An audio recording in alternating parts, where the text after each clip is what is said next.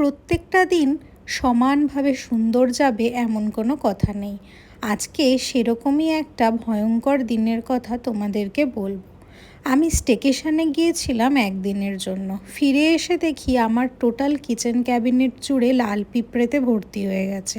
আর সেই পিঁপড়েগুলো বাইরে থেকে এসে এর মধ্যে ঢুকে গেছে।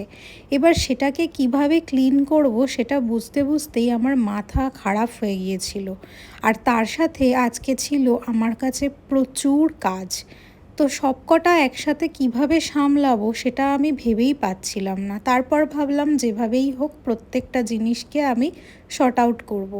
তো যাই হোক, আমি এইভাবে পুরো কিচেনটাকে প্রথমে পরিষ্কার করে নিচ্ছিলাম। এটা করতে আমার প্রচুর টাইম লেগে গেছিলো, কিন্তু তা সত্ত্বেও আমি ভেবেছিলাম আজ যদি সব কিছু শেষ করতে রাত 10টাও বাজে তাও আমি করব।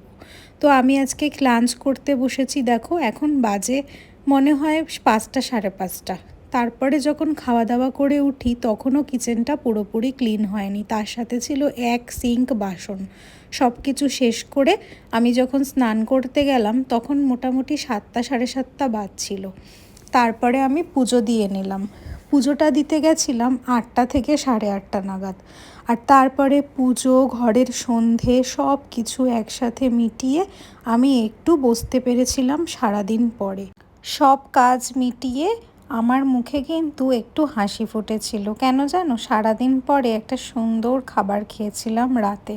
তো যাই হোক, আজকের দিনটা কিন্তু ভীষণ সুন্দর একটা লেসন আমাকে দিল।